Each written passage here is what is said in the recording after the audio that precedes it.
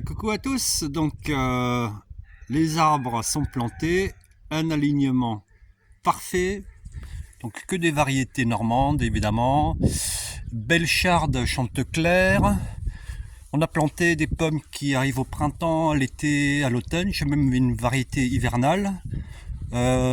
Protégé au milieu des pommiers, on a un pêcher quoi, qui vient de Perse, il vient de loin.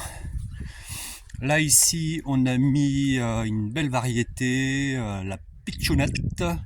Alors tout ça c'est en demi-tige, ça va être mi-haut. Il y a plus haut, il y a plus petit, mais la demi-tige est adaptée pour ici.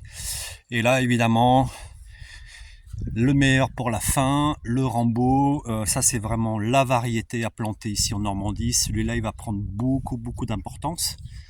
Vous voyez les chauffe-eau au fond, le chauffagiste est parti manger. Aujourd'hui on pose un chauffe-eau thermodynamique pour consommer moins d'énergie, évidemment. Alors pour mettre un peu en valeur l'entrée, j'ai choisi donc deux pommiers en palmette. J'ai pas fini le montage, mais bon, ça va se faire. Donc deux autres belles variétés très connues. Là, la Boskop. Donc ici le pêcher, donc non, poirier, c'est un poirier. On l'a taillé un petit peu, maintenant je sais tailler les arbres, ils m'ont expliqué. Et là, la reine des rainettes, donc comme ça j'ai fini mon alignement.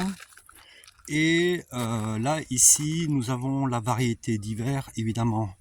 C'est la Calville rouge, voilà, le nom m'échappe. Ça c'est une basse tige.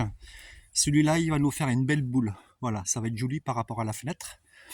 Alors pour ceux qui pensent qu'à l'extérieur, il n'y a pas beaucoup de travaux, bon déjà en bas, c'est catastrophique.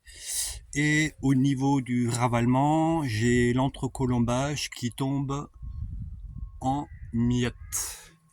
Alors c'est pas très grave parce que je vais y mettre des petites tuiles, ça va être très joli.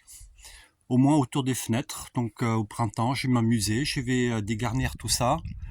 J'ai déjà des petites tuiles, vous voyez, ça tombe vraiment morceau par morceau. De l'autre côté, c'est encore pire, j'ai des pans entiers qui se détachent à l'hiver. Donc ils n'ont pas mis une primaire d'accroche. Et avec le chaud et le froid et tout ça, c'est pas assez épais. Là, on voit bien, là, ça a déjà été rafistolé par endroits. Et donc régulièrement, je ramasse des morceaux qui tombent en dalle par terre. Et je ferai ça quand j'aurai le temps. Et donc du coup, je vais faire...